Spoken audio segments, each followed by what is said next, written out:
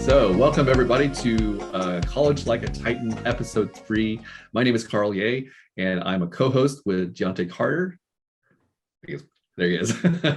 And we are very excited to introduce to you and welcome our special guest today, Dr. Mindie Dieu, who is, well, I'll let her explain her position with Lane Community College. Thank you. Thanks so much, Carl and Deontay. Thanks for having me on today. My name is Mindie Dieu, and I'm the Associate Vice President for Student Affairs here at Lane Community College.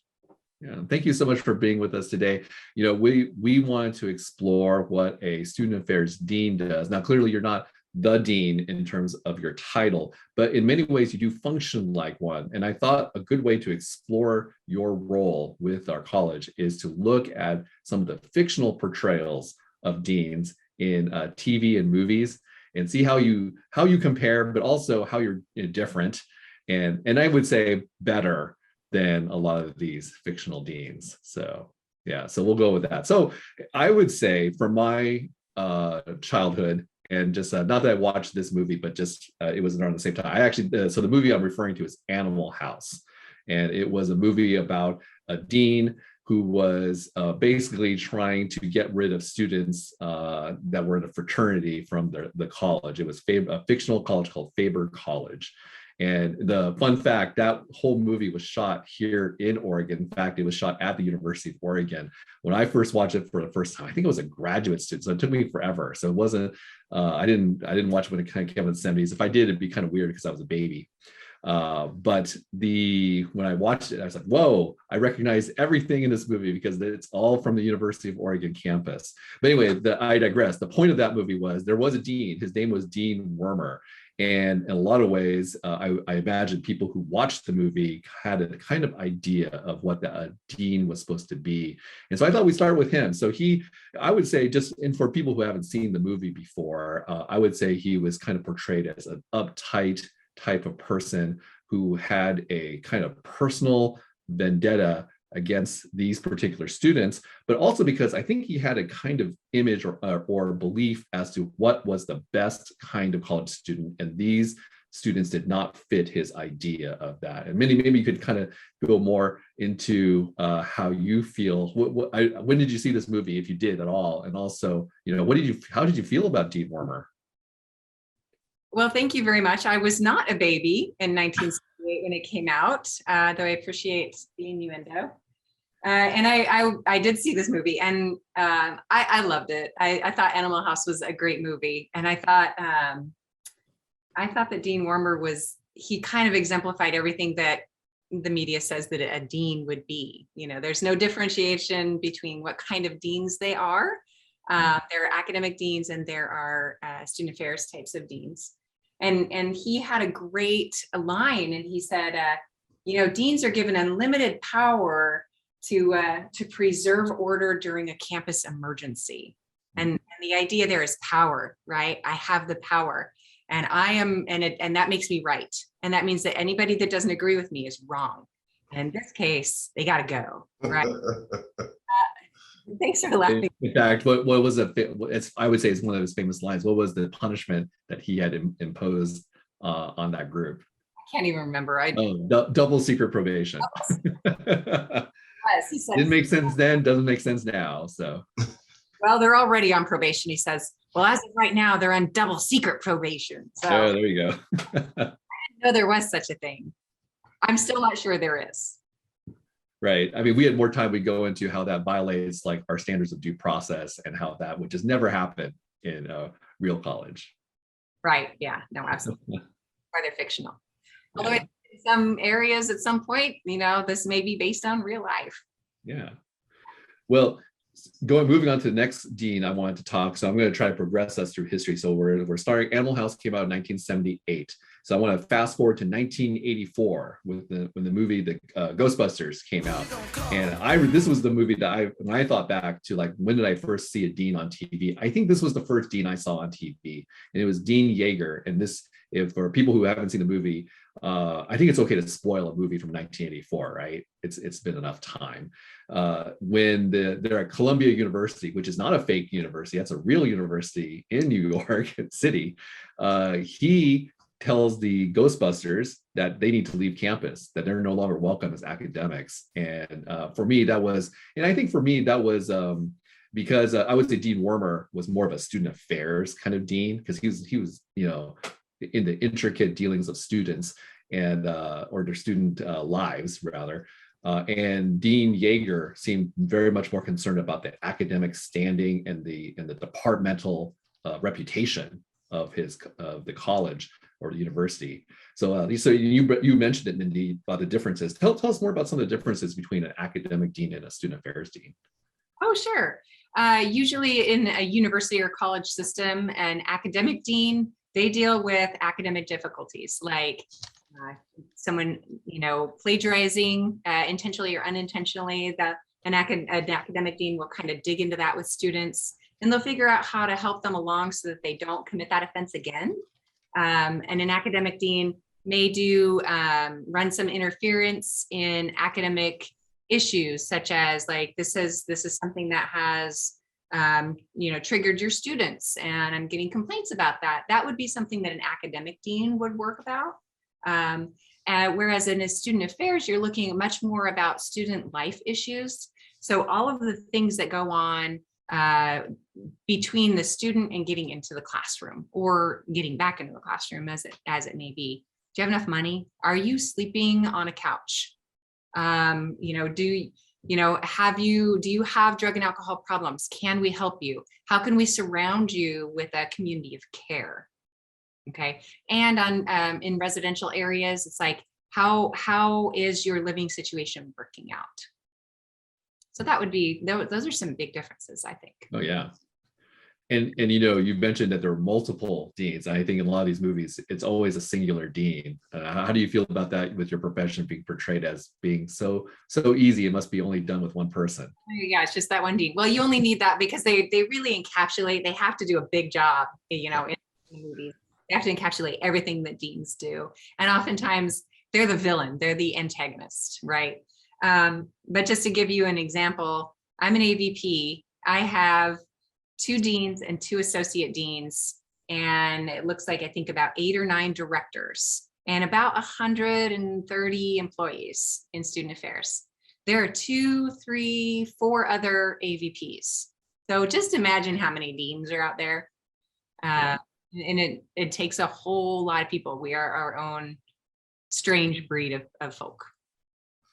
And I love what you said about deans looking into the lives of their students, especially student affairs deans. But I think all deans do, whether you're on the academic side or student side, student affairs side rather.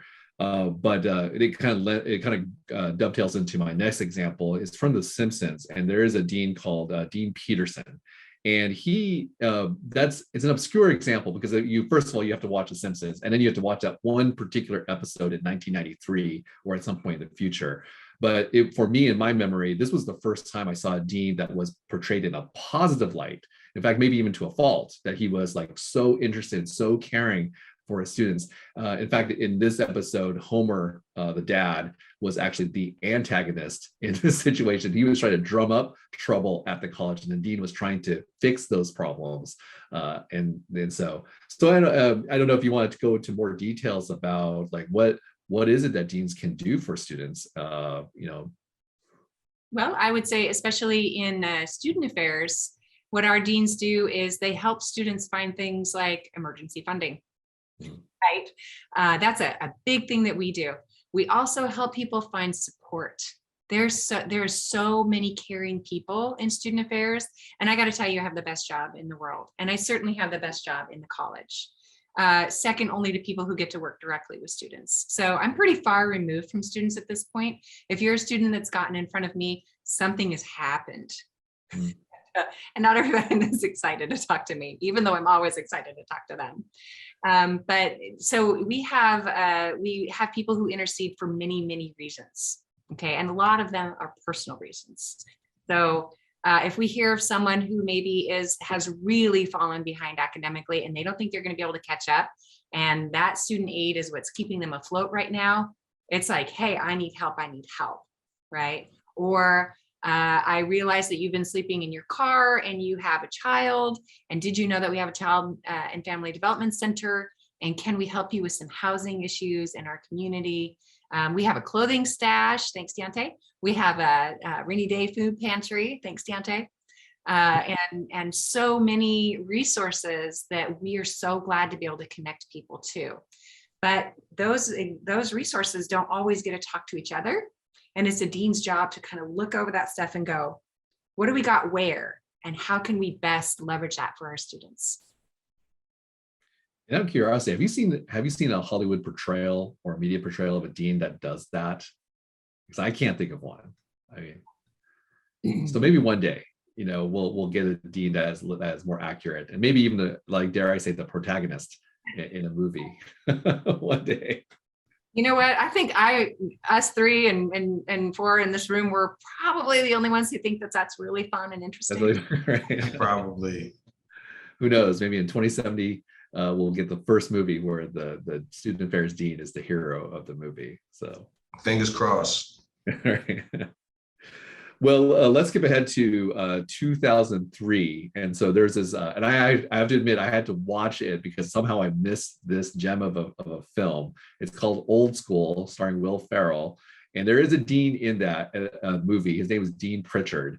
And to me, he functioned a lot like Dean Wormer in Animal House. In fact, I didn't see a lot of differences. Although I will say one difference I did notice, which was that I actually think Dean Pritchard had a legitimate grievance against the students. He definitely did. Him very well. Definitely did. Yeah, Deontay, don't tell us more. I think Deontay's a fan. I am a fan of that movie, and I will just say that the students in that movie were giving the dean a very hard time, and they were not focused on their academics, to sum it up in the shortest, overview I could. Some of them weren't even students. Yes, exactly.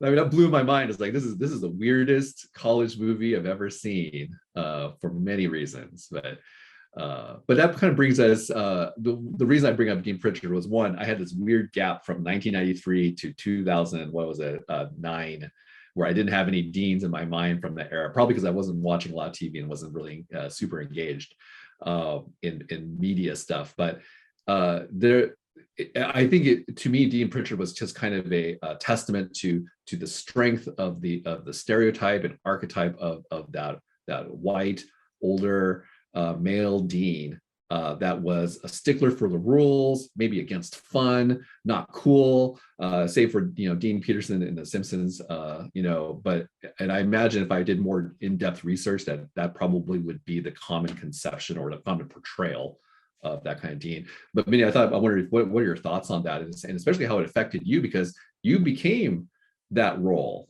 at some point. I did. Well, when I think about Dean Pritchard, he is against students and fun, and he does have that modicum of power, right? Yes. Little world that he's in control of, and he likes doing this, and it probably comes from the two guys at the beginning where they're like, hey, didn't we dump you in a dumpster once? And he's like, I got it. They're so mean to him. They're so mean. Deontay, stop laughing. Sorry. I know. He's funny. I feel bad for him, but he's still kind of a little bit of a dork. But so I think this person at some point stopped developing as a human. And I think one of the things that it's really important to do, if you're going to be in administration in a college or a university, you need to learn from your students. You have to learn from your students, and you have to be around students to do that. So my first year here at the college, I took an office in our Gender Equity Center, and I just would run in and out and going from one meeting to another, and the students were always so cool. And there was free coffee. There still is. And it really helps keep me in touch with students, because I was also an English professor for many, many, many years. So, this is Dean Pritchard, and I think he does care. He doesn't care much for the heroes of our story. And I'm going to put heroes in quotes. But I don't know. I identify with him a lot in some ways. But he stopped growing. He doesn't have in touchness anymore. Yeah, in some ways, I actually felt for him. I mean, he was pretty despicable, and I think they made sure to not to do that. But like I said, I think he had a legitimate grievance against those people. He didn't resolve it in the most productive and legal manner. So True. Also a really good place to, in a legal manner, this is a good place to mention that we do have mental health and wellness services on campus, because you can't just leave that in your chest. You can't just, I mean, you can, it's obviously something you can do, but it's okay to work out those issues with a professional. right, it's because Dean Pritchard at some point did go to college, right, and he probably should have engaged in those services, and then maybe he could have come out a little bit more whole when he finally became a dean. Yeah, but how did the with all the I assume you absorbed some of the popular portrayals of deans, but how did that affect you or not affect you when you became one? I got to tell you, Dean Pelton is probably my favorite. let's go right to Dean Pelton. Tell us about Dean Pelton. Well, some of you may or may not have seen a show called Community. And this is sort of it's about a community college and this sort of ragtag study group of students from all walks of life, of all sort of backgrounds. They're fun. They have like these big hearts, and they're just trying to go to community college, get their stuff in together, and go on. And they realize along the way that they've created a community. And I love that. I watched every episode as it came out. And I didn't even work at a community college at that time. I was like, this is, I have worked in community colleges for a long time, but not at this point in my life. And Dean Pelton he's an interesting one. He's sort of the poster child for everything you wouldn't want to do in some ways, but you also got to love him because he cares, And I take Dean Pelton and all of his strangeness and his vulnerabilities and his bad decision making, and his complete lack of support from anywhere. He's just making the stuff up as he goes along. He doesn't know anything. But I would take him any day over, say, like Dean Wormer or Dean Pritchard. So yeah. And I would too, and I agree with you. I don't know if we agree for the same reasons, but the reason I would agree with what you just said was because I would rather someone be, maybe not. I mean, you have to have some modicum of competence. I mean, there's a minimal amount that you need, but I'd rather a person be a little bit less competent, but much more caring in this kind of role. Because I think without that, then you get the Wormers and you get the Pritchards. They're exaggerations, of course, but then they're just bureaucrats that are just administering things. And then there's, dare I say, you suck the soul out of the college. There's really nothing. What makes Greendale Community College? That's where Dean Pelton is the dean of.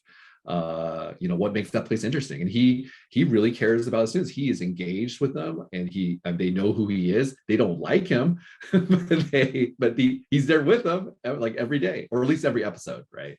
He appointed a guy who doesn't speak Spanish to teach Spanish. Right. Yeah. So maybe he's a little bit too incompetent. Yeah, and it's pointed out frequently in the show. But I'm assuming that you.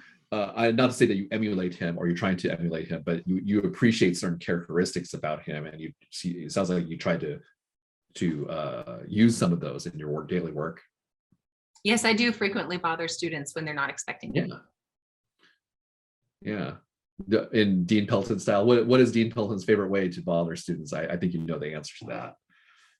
I think it's better coming from you. Well, okay, I'll just tell everyone, so in case if you haven't seen this show, he likes to barge in on his students wearing some kind of costume and then make some bad dean puns using the word dean in them. Yeah. And then I think he exemplifies a lot of the great things about being especially a student affairs dean. I think Pelton is actually a really good example of that versus an academic dean. Because when he does supervise faculty, he doesn't seem to do a very good job, and that's pretty clear. But he's always creating programming. He's always trying to get students more involved in that programming. I mean, and we see lots of episodes where he tries to hold forums and have people talk and do things. There's some colleges that don't do that very well. And I know this is a fictional one. It's easier to do certain kinds of things, but I think it's a really good thing to try to strive for. Oh, I couldn't agree with you more. And when you don't listen to students, eventually what you're going to have is a march, and you're going to have a sit-in, and students will be heard. So we can either open the doors and say, please come in, we want to hear what you say, or better yet, go and find them and say, I want to know what you think, and then do something with that information. Or you can have a protest later. Either will be heard. And how, what are your favorite ways to engage with students, Mindie? Well, I people with my friendship quite a bit. Yeah. Whenever I see students on campus, and it's not real frequently right now, but whenever I see students on campus, I do tend to talk to them. I will attempt every year to visit each of our student affinity groups. I interact quite a bit with our student government. And I go to athletic events. I'll try to go to any of the cultural events. You never know. I mean, sometimes you'll find me a couple weeks ago serving food at a very small cultural event. So, I mean, you just don't know where I'm going to show up, but I'm going to show up. I guarantee it. And I love how you said that, because I think the more people see you in the role, I think that helps with because I think there is a very strong portrayal of a certain kind of dean, both academic or student affairs. I think that has to have an impact on our students to have you in that role. Oh, sure, absolutely. And there's things that you can't see. So like all the deans we've talked about so far, they've all been white males. Yeah. You know this, not a male. But they're also people that you sort of think maybe they grew up in this kind of an environment where it was assumed you would go to college and that maybe you would work at a college. A couple of the universities that I worked at, the professors came from a long line of professors. I did not. We can talk about that later if you want to, but that was definitely not my background. So the idea that I had no idea how to differentiate between a dean, a president, a professor. It was all the same to me. It was some white guy wearing one of those tweed sort of jackets, which I sort of that today, but then they have patches on their elbows, right? And they maybe have a pipe. And I know. I think you just described your Halloween costume for 2022. So just to be clear. And also one of the characters from Clue, I'm sure of it. They have like sideburns and, and they sit in front of libraries and read books that I don't know about. So, just to be clear, you've now committed, that is now definitely your costume for Halloween 2022. Thank you, right? You're going to need to be the book. Okay. Let's get a dolly, you can carry me around as the book. Okay, that's cool. This show isn't meant to be super weird, but we're getting there. And we're going to try very hard. But Mindie, you already mentioned, and so since you opened a door, like tell us more about how this, because I agree. I think what you were saying, and if so, I agree with it, that college is definitely its own culture. And if you're on the outside, and if none of your family have ever been to college, or you just kind of only have heard about it, it is very much its own thing. And it sounds like you kind of had that experience there. Can you tell us more about that? Sure. There's a poem I like to reference from Langston Hughes. It's called Theme for English B.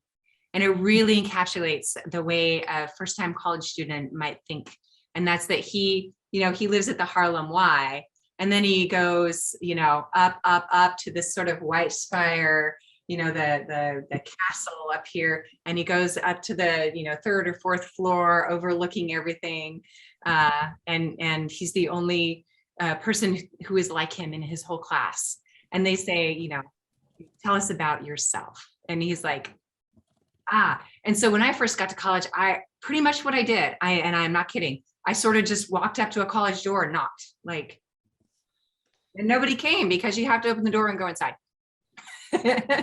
So I had a lot of similar experiences. I failed at college 3 different times. I was not prepared academically. I didn't know how to do things. I didn't have any money, and I didn't know how to get any of those things.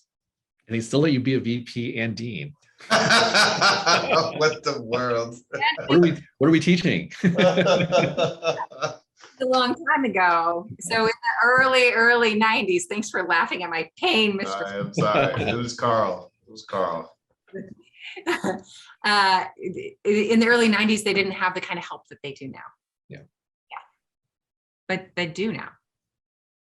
And by the way, I really, if you haven't read Theme for English B by Langston Hughes, please do read it because he totally owns that. I mean, he owns it. I mean, it sounds like that's going to be my Halloween costume for 2022. So, I don't know what the cover looks like, but I'll make something. Carl, please don't forget to touch on Dean Fogg, one of Oh yes, favorites. yes. It's not a show I'm familiar with, but apparently there's a show called The Magicians, which does feature a dean. And so well, I shouldn't be the one to introduce it because I only heard about today. So yeah, either Dean or Deontay, if you want to describe it. I'll let Mindie go because Mindie has a lot to say. So I'm not one of those people that always thinks that the book is better than the movie. In this case, I think it's two very separate things. So there's a book series called The Magicians. It's really fantastic. And there is a television series based on it called The Magicians. And it's at Breakville College, which is mythical, and it's a magical college. And the dean there, his name is Dean Fogg, and he's blind, and he is Black, and he is absolutely ruthless. Like, I just love him. He's very much both an academic dean and a student affairs dean, but he hates the student affairs part because he doesn't like people very much. It's my kind of dean. So even though you love Dean Fogg, you still are in the capacity of Pelton. Is that correct? Yeah, probably. Okay. So Fogg's like, he's drunk half the time, and he's Yeah, we don't want you to do that. I don't do that. But he's not afraid to do the thing. He's not afraid to do the thing that's the best.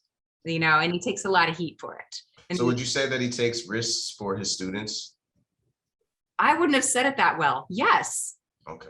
Yes. So he does. So he is for the students. Like he's trying to help the students. Well, he's trying to save the world in some ways. There is this part where he's reset the world 44 different times because in every iteration of this, no matter what he does, all of his students die. And so in these 44 different worlds, he's gotten a lot of people killed, but he's doing it for good reasons. So if you haven't watched The Magicians, I hope you do. Kind of worried that he's become numb to that and is now indifferent to his students as a result. Right. I can't get too attached because you might be number 40, 41. Right. Well, it's good to know that now in today's times we have people like yourself who are breaking the norms of male figures in these roles, and I think that's kind of like what Carl might have been tying into. I'm not sure, but I think that might have been the pace he was going.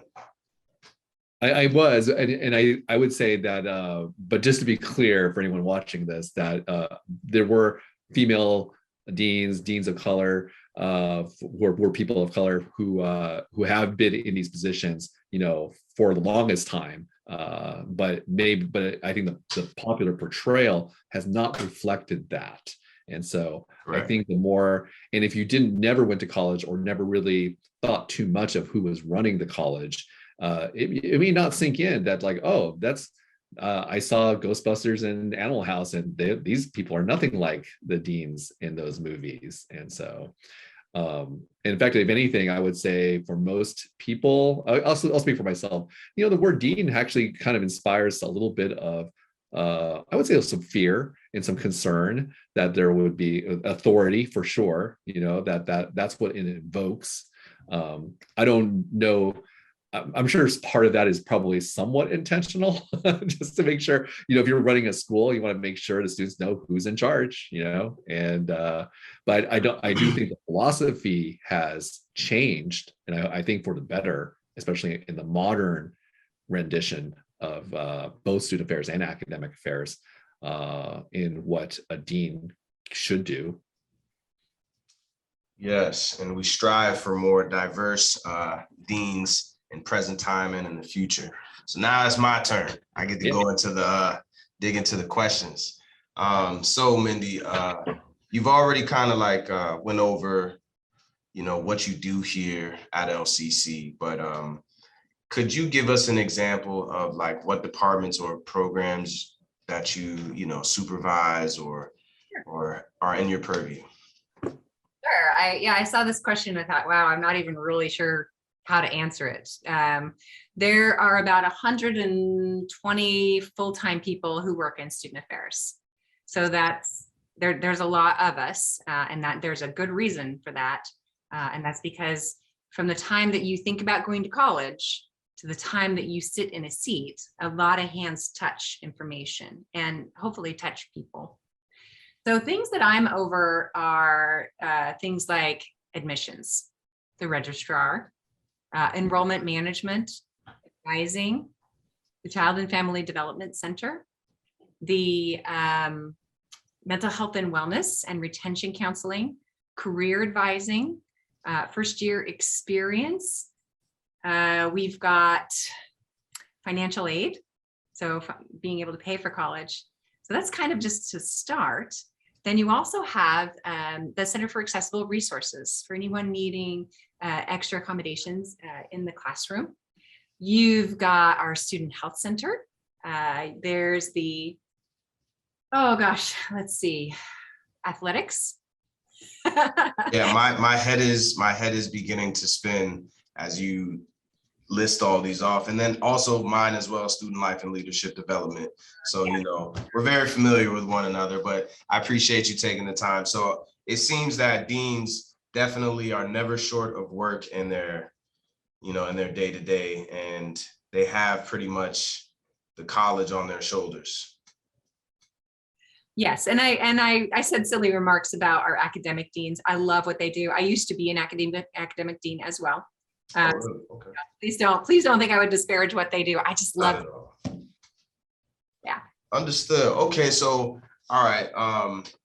You kind of mentioned that you were an academic dean at some point in your life. So let me ask you, when you were in high school, did you imagine yourself that you'd be in this position now?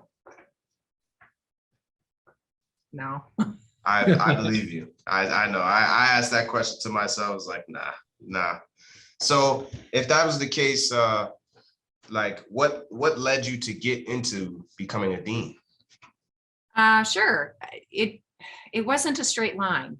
It absolutely was not. It wasn't like, man, some people are so organized. They kind of, especially young people today, they map out the things they want to do in their life, and then they go for those things, and then the things happen. And that is really exciting. That has never been my experience. I'm kind of like doing the stuff over here, and then the stuff over here, and then the stuff over here.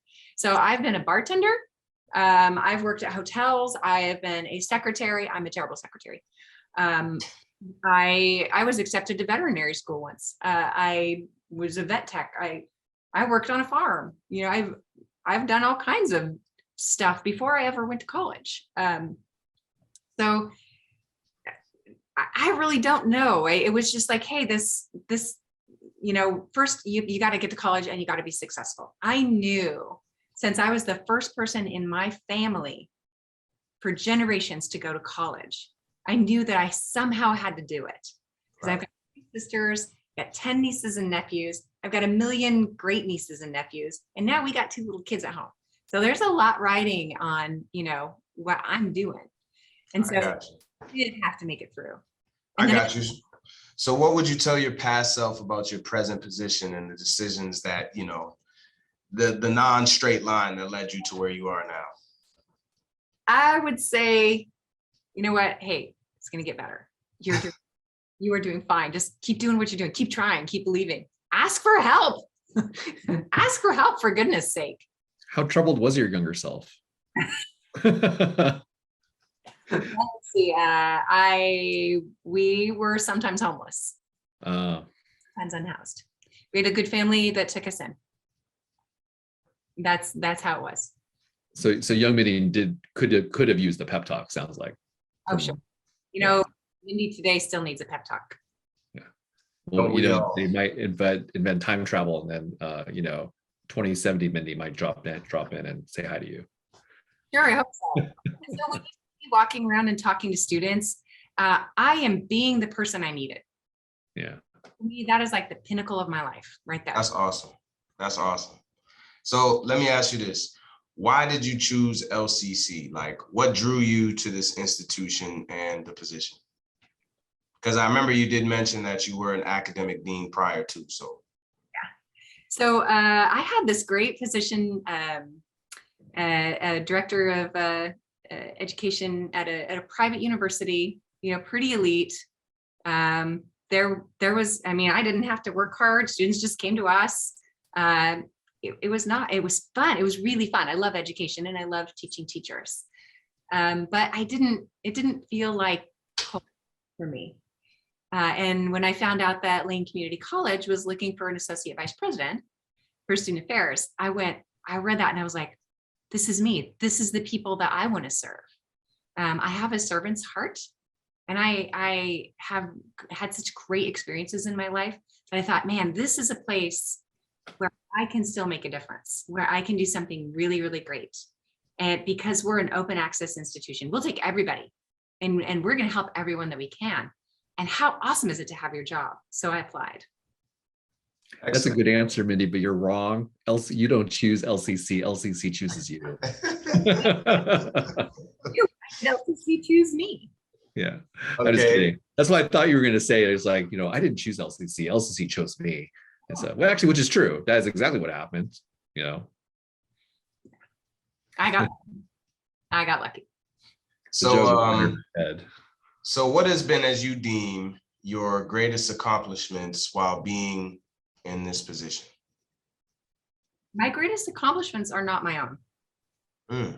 Elaborate. It's when somebody else succeeds, when I can help someone develop their career, when I can help a student to graduate who might not have otherwise graduated, when I can find someone who's having some trouble and I can be like, hey, let's sort this out, and it works out, and then they find some success, I'm like, whoa. Okay. Things that I can tell you about when something goes off without a hitch and I get up there and clap for people, that's an accomplishment for me. But is it anything I can tell you about? Not entirely. Not entirely, no. Yeah. Okay. So just to give you one more example. Yeah. During COVID, we all scrambled off of campus. Everything got shut down. The only people that were left on campus were emergency services and the Child and Family Development Center. Their accomplishment is that they never shut down, just like our EMS folks and our health professions folks. Yeah. Shut down. They provided childcare for those students, and they've never had a COVID positive case. Wow. But I get to go around and tell people that. Wow. Yeah. That is interesting. I was going to add, Mindie, I think it's a hard question to answer. And I think, and the reason I would not try to answer it for you, but because I'm in the department, I'm aware of what goes on.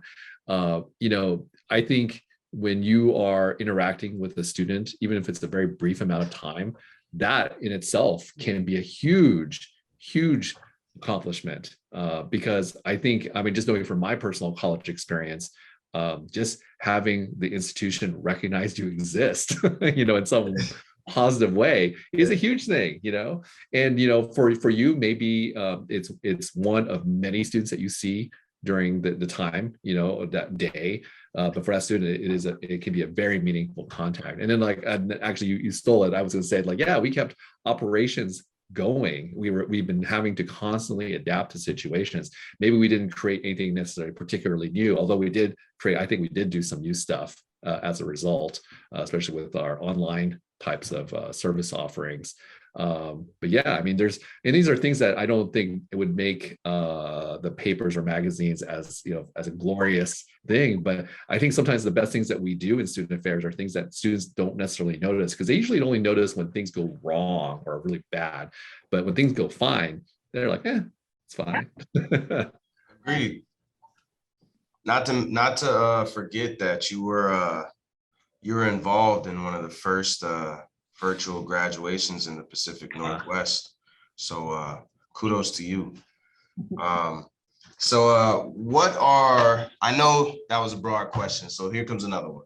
So what are your next accomplishments to come, or what's on your agenda for the year 2022? Sure. I think that one's a little bit easier. right. To answer that, you have to understand what I do. And my job isn't to do anything. My job is to think about things. My job is to worry. My job is to plan.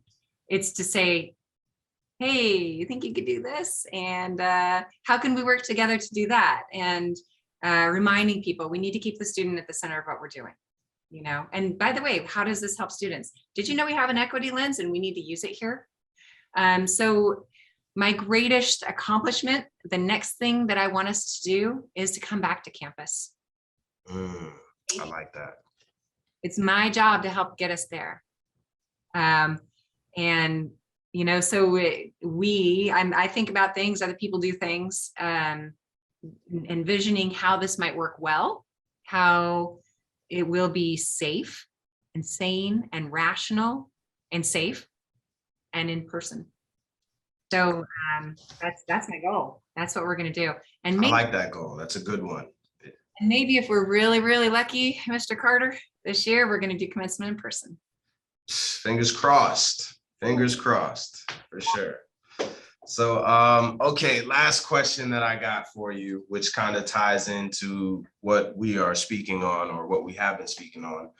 What words of encouragement do you have for your students navigating through these challenges of the pandemic? We're here to listen. I want you to be seen. I want you to be heard. I don't entirely understand everyone's individual situation, but I want to, and I want to be able to help.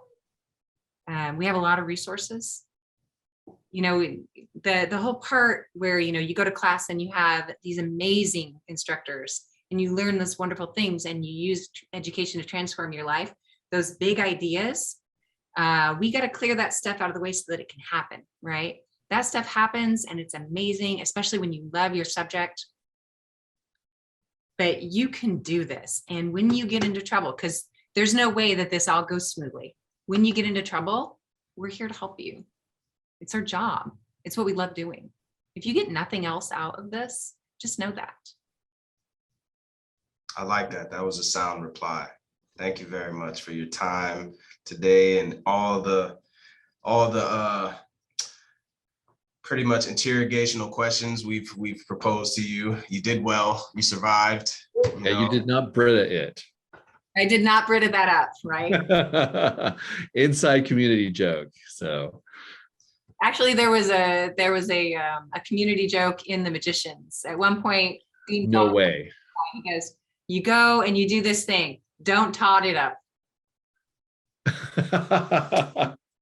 So is Todd the Brita of their group, the student group? He is. That's nice. That was just. Yeah. Well, Mindie, I also want to express thanks for. Oh, go ahead. I said thank you both so much for having me here. I would be happy to come back again. Maybe we could talk to students. That'd be awesome. We should talk more college. That could be the name of the next series. Let's talk more college. Okay, we'll workshop that one. That's not, yeah. I Brited that one. Or totted, whatever. Yeah. Cool. Well, thanks so much. Thank you to Media Services. Thank you, Randy, for hosting us again today. If we are lucky, we will be talking with financial aid, Allison Blade, next week. And we will post that and invite people to come to that one. But until then, thank you very much, everyone, and have a great evening.